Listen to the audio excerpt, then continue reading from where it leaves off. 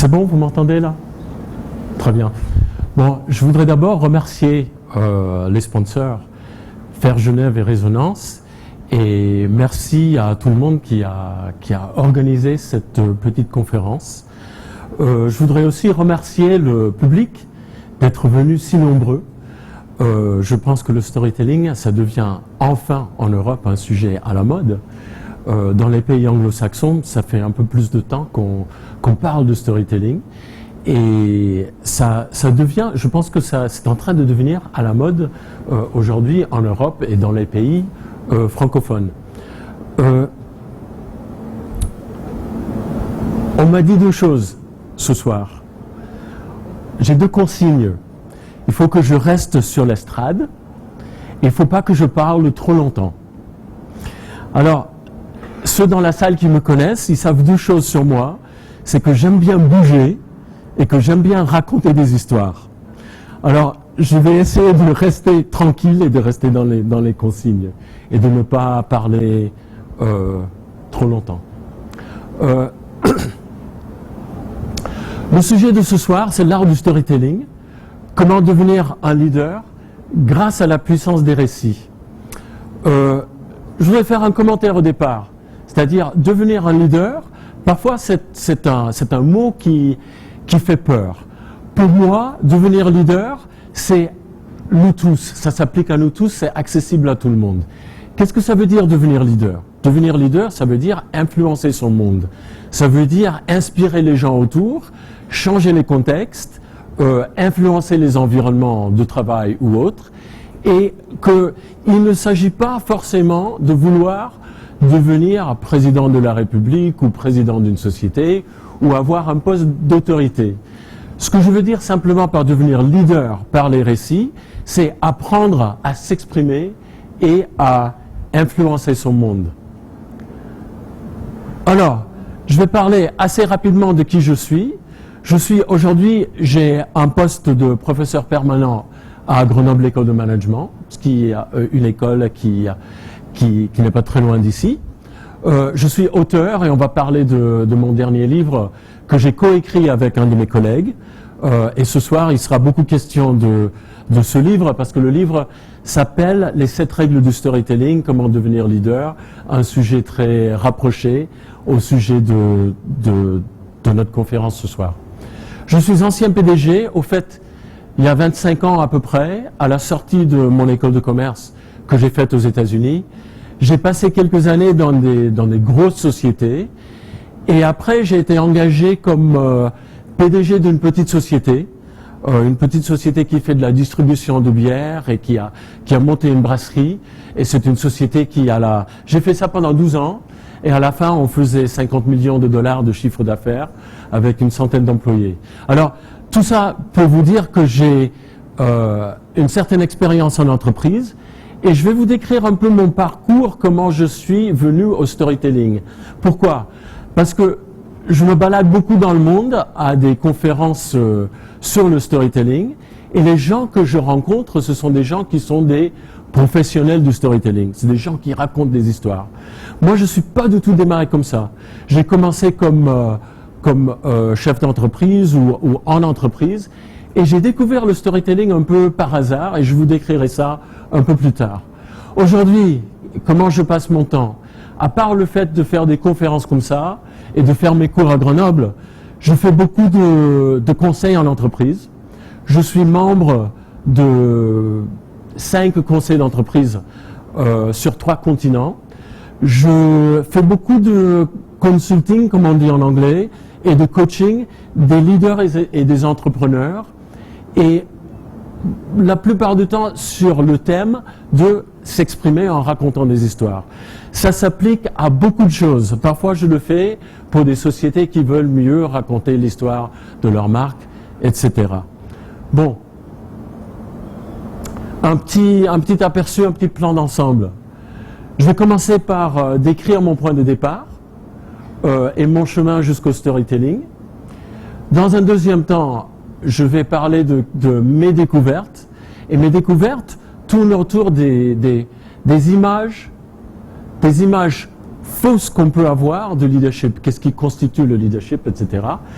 Et quelles sont mes vérités? Qu'est-ce que j'ai découvert en 15 ans de conseil et de coaching en entreprise et de recherche? Et troisièmement, on rentre dans la plus grosse partie, c'est l'art du storytelling et comment tout le monde peut le pratiquer. Je vais commencer par une petite citation. Au fait, dans le monde anglophone, c'est une citation très célèbre. Et la citation, c'est la citation d'un auteur très célèbre, qui a écrit ça il y a une quarantaine d'années. James McGregor Burns a écrit, et James McGregor Burns, c'est quelqu'un qui a, pour moi, vraiment commencé le mouvement moderne de recherche sur le leadership. Et il a écrit une chose très simple. Leadership is one of the most observed and least understood phenomena on earth. Qu'est-ce qu'il veut dire par là? Ça fait des décennies et des siècles qu'on étudie les leaders militaires, sportifs, en entreprise. Et aujourd'hui, et 40 ans plus tard, je peux dire que c'est autant vrai aujourd'hui que quand il a écrit. Aujourd'hui, on ne comprend pas beaucoup de choses sur le leadership. Et surtout, ces dernières années, lors des crises financières et les crises financières et tout ce qui se passe autour de nos sociétés, ce que je remarque, c'est qu'il y a surtout une perte de confiance et on parle beaucoup de la crise de leadership. Et moi, je me demande quelque part, comment cela peut-il être possible si ça fait des siècles et des siècles qu'on étudie le leadership et on a ce phénomène où vraiment depuis une quinzaine d'années, on me parle souvent d'une crise et d'une perte de confiance dans nos leaders. Pour essayer d'expliquer tout ça, je vais décrire un peu mon chemin. Et c'est vraiment mon chemin vers le storytelling. Parce que, comme je vous l'ai dit, je suis devenu adepte du storytelling, ou partisan, je dirais, du storytelling, un peu par hasard. Quand je suis devenu professeur de leadership, je me suis posé la question, comme beaucoup d'autres, qu'est-ce que c'est vraiment le leadership? Qu'est-ce qui constitue le leadership? Et est-ce qu'il y a des schémas, des modèles? Est-ce qu'il y a des choses qu'on peut dire sur le leader et pourquoi certains réussissent et d'autres non? Alors, rien d'original. Il y en a beaucoup qui se sont posé la même question avant et après moi. Est-ce qu'il y a des caractéristiques communes? Et dans la littérature, on essaie souvent de chercher des traits de personnalité. On essaie de chercher des comportements. C'est-à-dire le leader, il se comporte d'une certaine manière et c'est à la base de sa réussite, ou des styles. On parle énormément des styles de leadership. Quel est votre style de leadership, etc. J'ai lu des tas de choses sur tout ça. Et ce que je peux vous dire, c'est que c'est vraiment sans conclusion. Parce qu'il n'y a pas de schéma. Il n'y a pas vraiment de modèle pour le leadership. Et à chaque fois que j'entends raconter une histoire, ou je lis de la recherche, je trouve qu'il y a aussi des contre-exemples et des contre-histoires.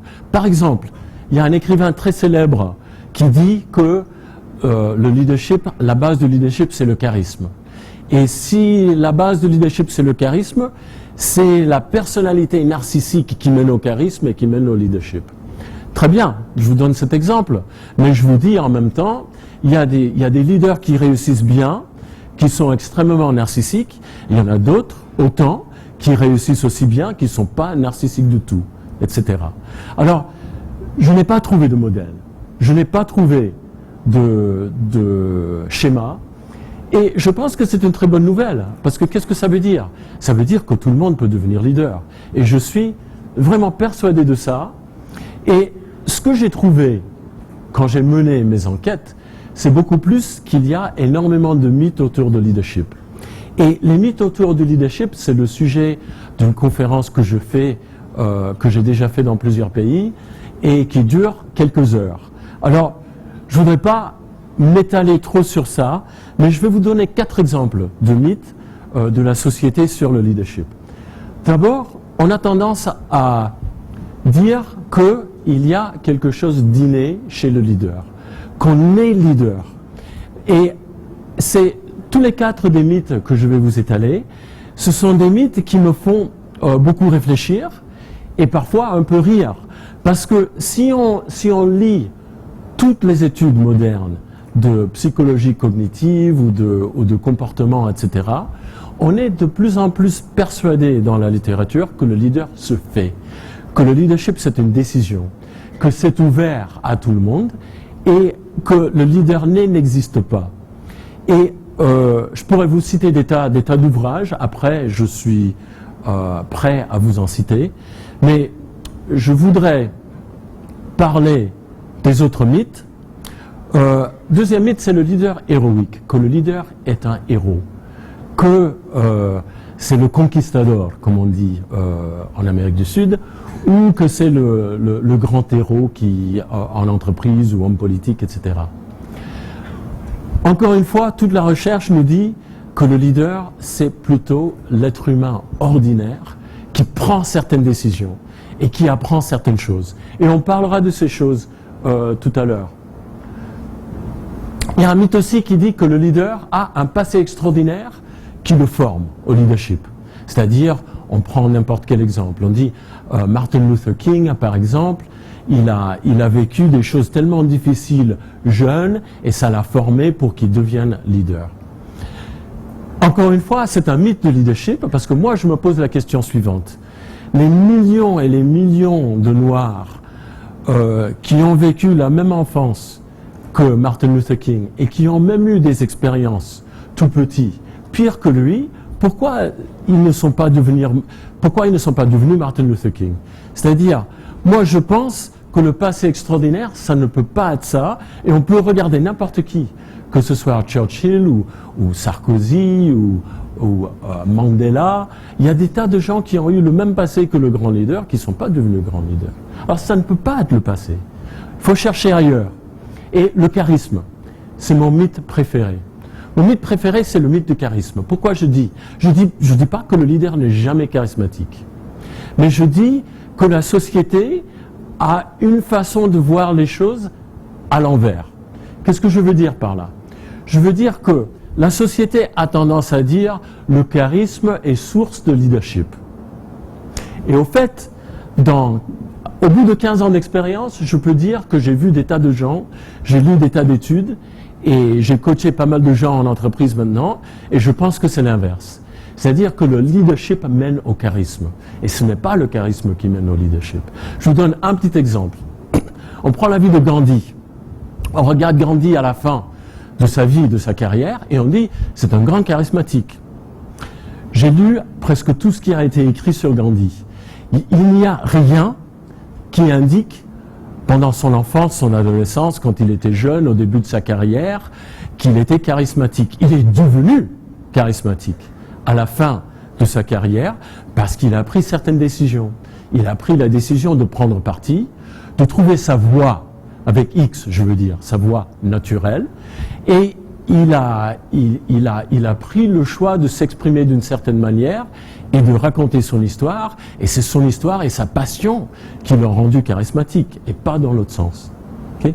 Alors, ces 4 mythes-là, pourquoi est-ce que je vous en parle? Je vous en parle parce que c'est vraiment mon chemin vers le storytelling. J'ai vu tous ces mythes, et je me suis dit, pourquoi est-ce que ces mythes existent?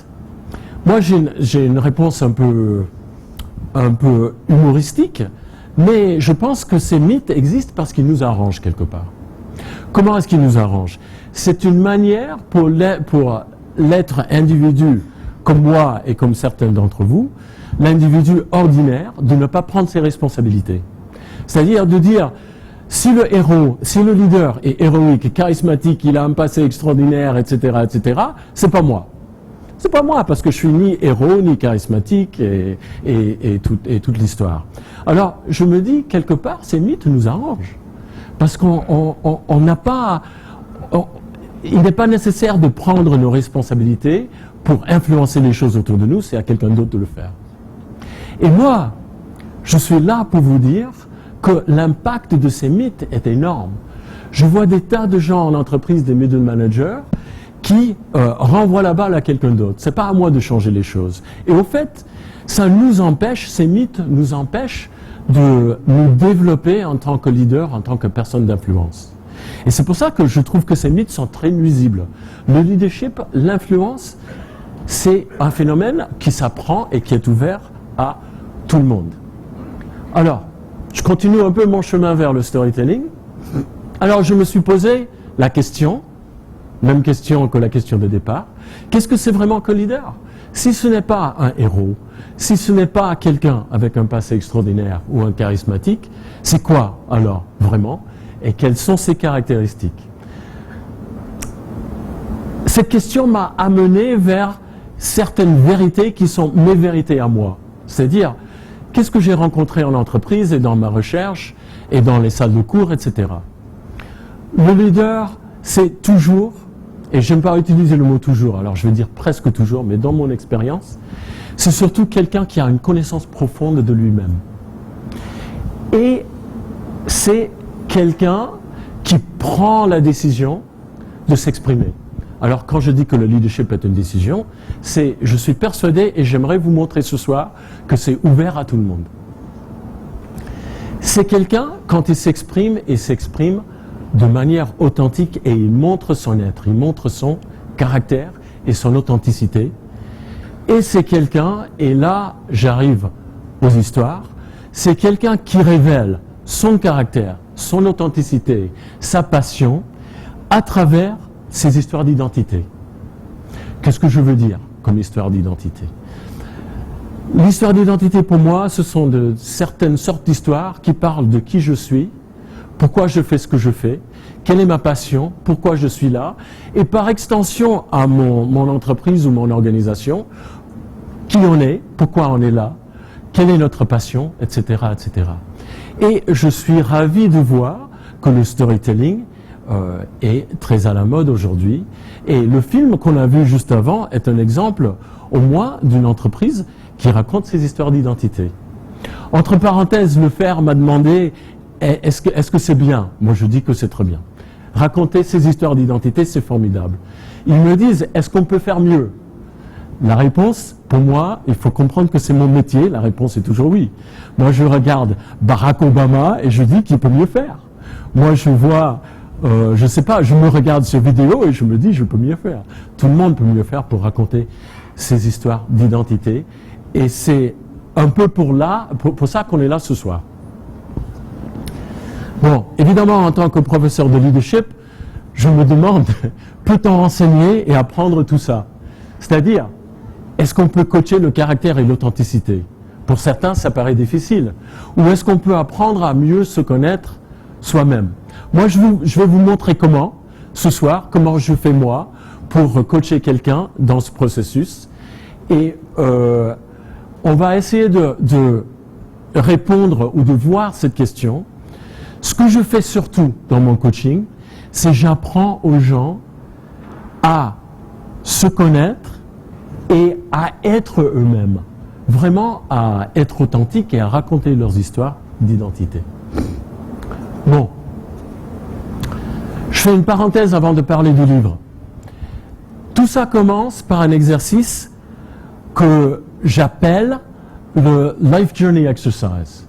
Je ne sais pas exactement le dire en français, je le fais souvent en français, mais j'appelle ça le chemin de ton existence. C'est-à-dire, il faut comprendre ton life journey. Qu'est-ce que c'est ton life journey, le chemin de ton existence? Il faut trouver sa passion. Il faut trouver les raisons pour lesquelles on fait ce qu'on fait. Et ça commence par les valeurs et les croyances. Et quelles sont les origines? D'où viennent-elles? Si vous croyez quelque chose ou si vous avez une passion, ça vient de quelque part.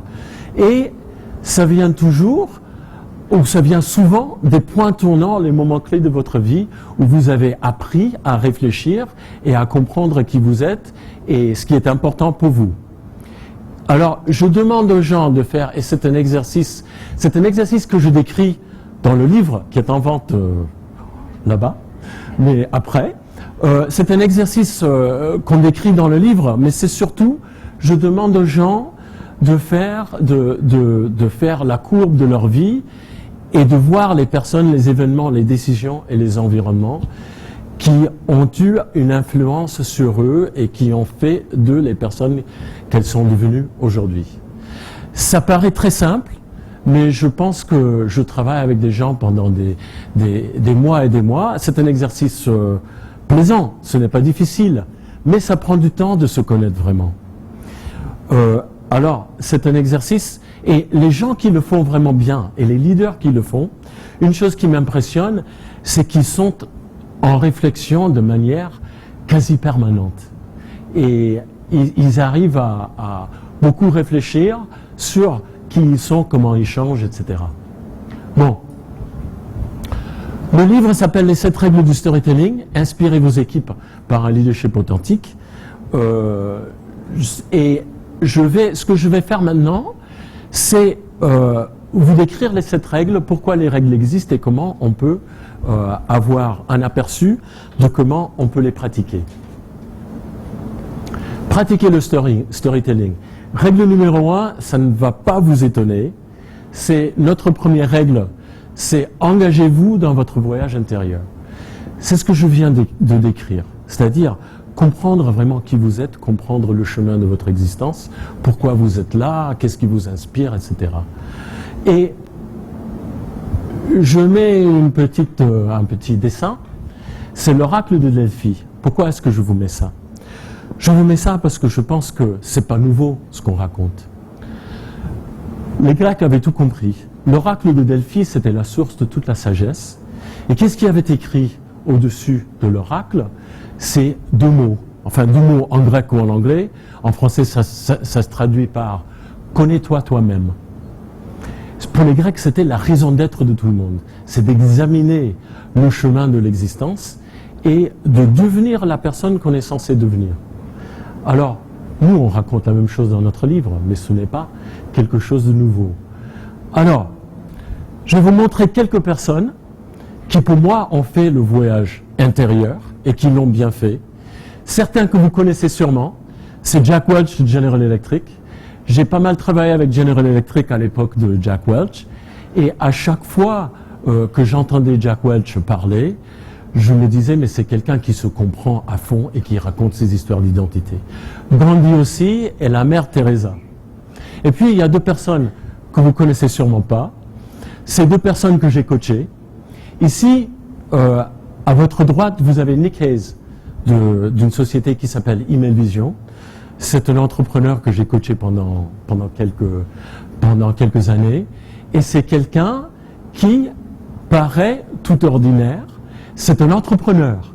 Et on a du mal à l'asseoir pour qu'il réfléchisse ou pour qu'il s'examine et qu'il se comprenne. Mais même des gens comme Nick, ils arrivent à le faire. Et à gauche, vous avez Tim Bilodeau. Tim Bilodeau, c'est aussi quelqu'un que j'ai coaché pendant quelques années. Et aujourd'hui, je fais partie de son conseil d'administration. Il a fondé une société qui s'appelle Medicines for Humanity. Medicines for Humanity a une petite mission, c'est de sauver les enfants du monde qui meurent inutilement parce qu'ils ne peuvent pas trouver des médicaments dans les pays du tiers-monde. Et c'est quelqu'un d'extraordinaire. Et je vais peut-être, si la technologie marche, vous passer une vidéo où il parle. Et vous verrez que c'est quelqu'un qui n'est pas du tout charismatique. Pas du tout charismatique. Et je vais le citer en exemple un peu plus tard, mais c'est quelqu'un qui arrive à inspirer les gens avec sa voix naturelle, et comme je vous dis, pas charismatique du tout, mais et Tim ne serait pas content de m'entendre dire ça, parce que lui se prend pour un grand charismatique, mais pour moi, il n'est pas charismatique du tout, mais il est tellement naturel, et il raconte tellement bien ses histoires, qu'il inspire beaucoup de personnes. Règle numéro 2, créer une histoire qui vous ressemble. Qu'est-ce que je veux dire par là? Je veux dire une histoire authentique. Votre histoire authentique et qui correspond vraiment à vos valeurs et vos croyances. Et pour chaque règle, j'ai un petit exemple. Et j'hésite à donner mon exemple, parce que mon exemple, c'est Margaret Thatcher. Et elle ne fait jamais unanimité, mais je devrais vous dire, je ne parle pas de Barack Obama ou Margaret Thatcher ou de n'importe qui d'ailleurs, et surtout les hommes et les femmes politiques, pour dire que je suis partisan. Je suis partisan de Margaret Thatcher dans le sens que je trouve son histoire remarquable. Pourquoi? C'est une femme qui a réussi à transformer la Grande-Bretagne. Et qu'est-ce qu'elle a dit pendant sa campagne, quand elle voulait devenir Premier ministre? Elle disait, la Grande-Bretagne est perdue. Pourquoi est-ce qu'on est perdu? On est perdu parce qu'on a perdu nos valeurs traditionnelles. Nos valeurs traditionnelles, c'est la force de l'individu, c'est des êtres humains qui prennent leurs responsabilités, qui prennent l'initiative et qui ont le respect les uns pour les autres. Et elle disait, mais on a perdu tout ça et c'est pour ça que la Grande-Bretagne est perdue aujourd'hui. Après, elle disait, moi, je connais très bien ces valeurs. On n'a jamais été un pays d'assistés et on va retrouver nos valeurs de fond parce que ce sont les valeurs, exactement les valeurs avec lesquelles j'ai été élevé. Je suis fille de petits commerçants qui avaient un petit magasin de quartier et s'il y a des choses qu'on apprend, c'est l'initiative, c'est le respect du client, c'est la responsabilité de l'individu. Et elle a fait passer le message à tout un pays qu'elle avait exactement les valeurs qui symbolisaient les valeurs nécessaires du pays. Et c'est pour ça qu'elle a tellement bien réussi et elle a tellement bien raconté son histoire, je trouve ça fascinant.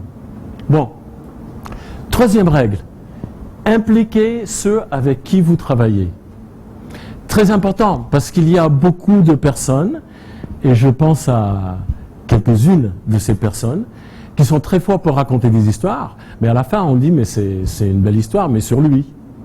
Il faut impliquer les autres. Il faut vraiment raconter une histoire d'avenir, emmener les gens vers un but plus élevé et emmener les gens vers un engagement qu'ils peuvent partager, où ils se retrouvent. C'est-à-dire, il faut que le suiveur se retrouve dans l'histoire du leader. Un des meilleurs exemples pour moi, c'est Martin Luther King. Et Martin Luther King, qui ne connaît pas I have a dream, j'ai un rêve. Pour moi, c'est un discours très impressionnant, mais le plus impressionnant, ce n'est pas I have a dream, c'est la suite. C'est I have a dream that we. C'est j'ai un rêve et dans mon rêve, nous allons, et il décrit ce que nous allons faire ensemble. Ce n'est pas un rêve pour Martin Luther King, c'est le rêve pour tout un peuple. Et il inspire les autres parce qu'il les engage dans l'histoire. Quatrième règle, restez vous-même. Très important, ça paraît évident, mais moi je parle souvent d'incarner l'histoire que vous racontez. Parce qu'il n'y a rien de pire pour un leader, ou pour n'importe qui d'ailleurs, il n'y a rien de pire que la personne qui raconte une histoire et qui vit une autre histoire. Et les gens autour de vous, si vous dites une chose et vous vivez autre chose, qu'est-ce qu'ils vont croire? Ils vont croire ce qu'ils voient, ils ne vont pas croire ce que vous dites. Et il y a beaucoup d'exemples de ça. Il faut donner la preuve de votre authenticité tous les jours. C'est-à-dire, il vaut mieux ne pas raconter d'histoire si l'histoire n'est pas authentique. Je cite rapidement deux exemples. Premier exemple, c'est John Akers. Et ce n'est pas pour le critiquer, John Akers, que je cite cet exemple. Mais John Akers est devenu président, directeur général d'IBM dans les années 80, en 85. Et à la fin des années 80, il voyait qu'il fallait transformer la société parce que le monde changeait, etc. Et il a beaucoup parlé, il a beaucoup raconté l'histoire de la transformation d'IBM et comment on allait le faire.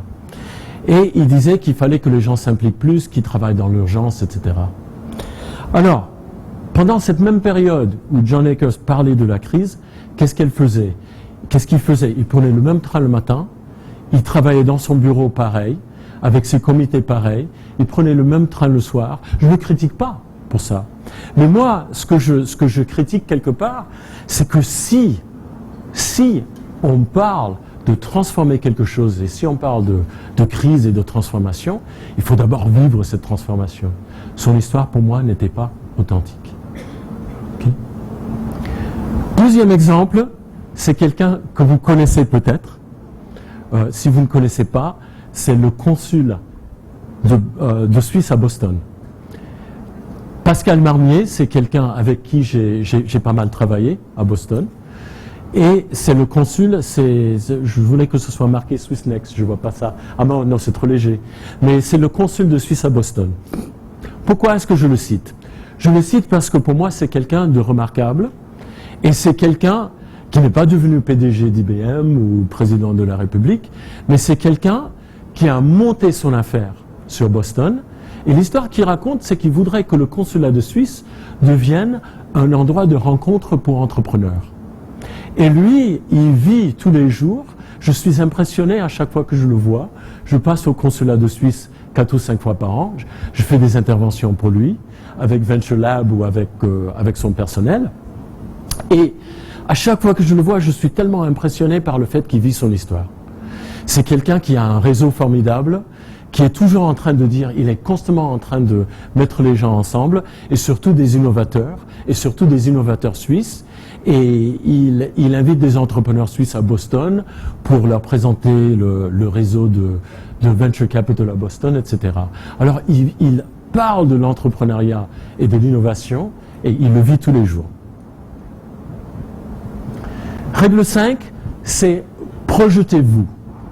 Projetez-vous, pourquoi est-ce qu'on a écrit ça? On a écrit ça pour une raison très simple. Moi, en entreprise, souvent je parle de la projection. C'est-à-dire, projetez-vous sur la scène de leadership.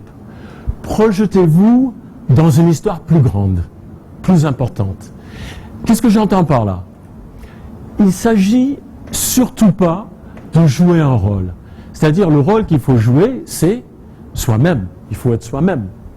Mais il faut trouver sa voie naturelle et garder sa voie naturelle, mais projetez-vous dans l'énergie et la passion.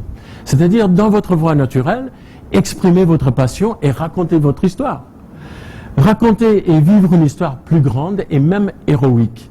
Et quand je dis ça, ça a tendance à faire rire les gens, mais les plus grandes réussites en entreprise, je les vois à petite échelle ou à grande échelle, ça devient des histoires parfois héroïques. C'est-à-dire des gens qui ne se disent pas « on est en train de fabriquer un ordinateur ». C'est des gens qui disent « on est en train de changer le monde ». Et l'exemple classique de ça, c'est Steve Jobs et Apple. Et j'ai fait exprès de mettre une photo de Steve Jobs du début des années 80. C'est-à-dire l'époque où le Macintosh a été lancé sur le marché. Pourquoi ? Parce que vraiment, l'histoire du Macintosh était l'histoire impossible. Les gens travaillaient jour et nuit, et Steve disait à tout le monde, non pas, il faut que cet ordinateur soit prêt, c'est évident qu'il faut que cet ordinateur soit prêt, mais il disait, si on n'arrive pas à lancer cet ordinateur à temps, on ne fera pas notre marque dans l'univers.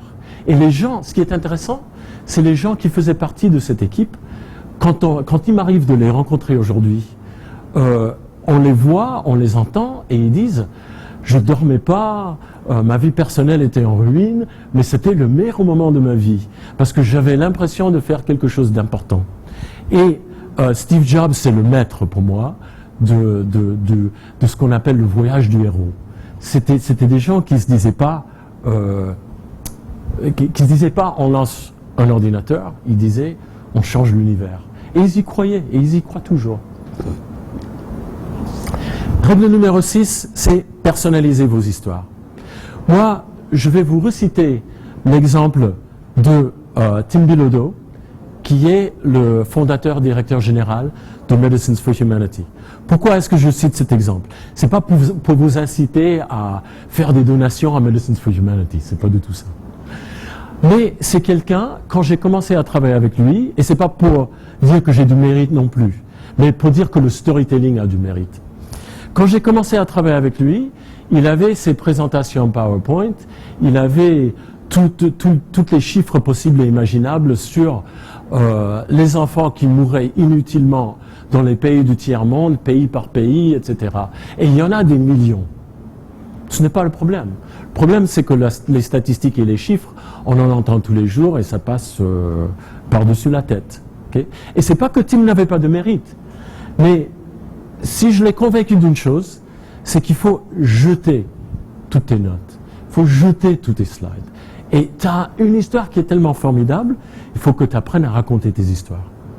Et quand il a appris à raconter ses histoires, l'organisme s'est développé. Aujourd'hui, ils ont une réussite énorme en ce qui concerne les donations. Ils sont dans 17 pays, ils ont des sites, ils sont en train d'envoyer des médicaments en ce moment à Haïti. Et Tim dit que tout cela n'aurait pas été possible s'il n'avait pas appris à raconter ses histoires. Il faut apprendre à parler du fond du cœur et il faut parler avec émotion parce que c'est l'émotion et la passion et l'être humain derrière qui va créer des liens avec un public. Alors, j'ai une petite histoire que Tim raconte.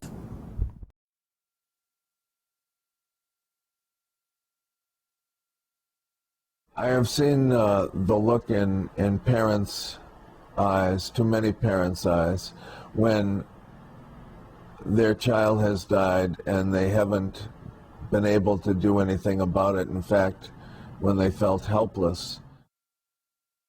If you can put yourself in that position that your child is sick, you don't know how sick, but your child is sick and they need medicine, but you can't get it. And you hope they get better, but they don't. And they end up dying, and you watch your child die. I just can't bear the thought of ever being in that situation. Seeing the children at our sites receiving the medicines that I know they need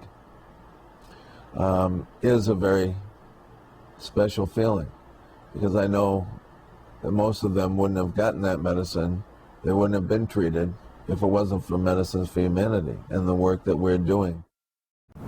Bon, j'aime bien montrer des vidéos de Tim. Pourquoi? Parce que c'est quelqu'un, je ne sais pas si vous êtes d'accord avec moi, mais même si vous ne comprenez pas tout à fait ce qu'il raconte en anglais, il raconte une histoire d'enfant qui meurt inutilement, etc. Et que son organisation a pu sauver. Mais ce que j'aime bien, c'est que Tim, quand on le voit, quand on l'écoute, sa voix n'a rien de charismatique. C'est une voix naturelle qui est authentique, et sa voix naturelle et authentique, avec cette voix, il arrive à toucher plein de monde et à lever beaucoup d'argent pour son organisation.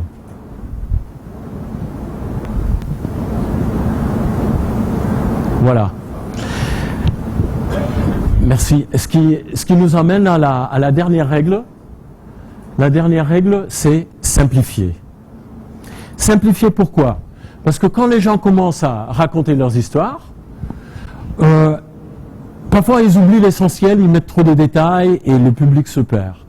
Il faut apprendre, et c'est quelque chose qui s'apprend. Toutes les règles d'ailleurs, ce sont des choses que je coach et qui s'apprennent. Et qu'on décrit dans le livre avec beaucoup plus d'exemples et beaucoup plus de détails. Alors il faut apprendre à ce que j'appelle zoomer sur l'essentiel. C'est un peu une traduction de l'anglais, mais à aller tout de suite sur l'essentiel et après à rajouter le détail quand il faut. Mais il faut apprendre à en venir tout de suite à l'essentiel. Ça demande de la pratique et quelqu'un, je prends parti ni pour ni contre, mais quelqu'un dont j'ai suivi la campagne, c'est quelqu'un que vous connaissez peut-être, qui est devenu le président des États-Unis. Ce qui m'a impressionné dans sa campagne, pas forcément ses idées, on peut être pour ou contre, mais je pense sincèrement que si on regarde une campagne présidentielle, c'est pour le meilleur ou pour le pire, je ne fais pas de jugement là-dessus, mais c'est celui qui raconte la meilleure histoire qui gagne. Et la meilleure histoire pour Obama, c'est que quand McCain partait dans tous les sens, Obama, à chaque fois qu'il faisait un discours, c'était impressionnant. Il disait 2 ou 3 choses. Il avait 2 ou 3 points et il racontait des histoires autour de ces points. C'est-à-dire qu'il fallait inclure plus de monde et parler de son passé. Pourquoi il pensait ça? Et pourquoi il était la personne qui pourrait inclure démocrates, républicains, noirs, blancs, etc. Il disait qu'il fallait réformer le système de santé aux États-Unis. Je ne sais pas s'il va arriver à le faire d'ailleurs. Mais il disait ça et il racontait tout de suite une histoire de sa mère qui est morte d'un cancer et son expérience avec les hôpitaux et les compagnies d'assurance. Alors, c'est quelqu'un qui, pour moi, a gagné parce qu'il a pu simplifier ses histoires et prendre contact avec beaucoup d'Américains. Bon, je fais un peu de publicité à la fin. Si vous voulez me suivre dans des idées comme ça, je suis ravi. Mon site web et mon blog, c'est johnsadowski.com. Très facile. Mais je dois vous dire qu'aujourd'hui, on a un petit problème technique et le blog sera de nouveau opérationnel dans une semaine ou deux. les 7 règles résumées, je ne vais pas vous les énumérer, mais je vous les montre quelques secondes pour avoir une vue d'ensemble. Et je vous dis que ce sont des choses qui s'apprennent et qui se pratiquent. Je dis toujours, quand les gens me disent que le leadership c'est un don, c'est un talent, moi je pense que le leadership s'apprend. Le leadership s'apprend comme on apprend à skier, à jouer du violon, à jouer au tennis, etc. C'est-à-dire, le talent, c'est quelque chose, ça joue pour quelque chose, mais la pratique et l'environnement et l'attitude et le coaching, c'est ça. Et le talent, c'est ça. Toute la recherche moderne nous montre ça. Alors, toutes ces choses-là, on a écrit ce livre pour montrer qu'il y a des règles, qu'il y a des outils et qu'on peut les apprendre. Et voilà. Et je suis ravi de répondre à vos questions.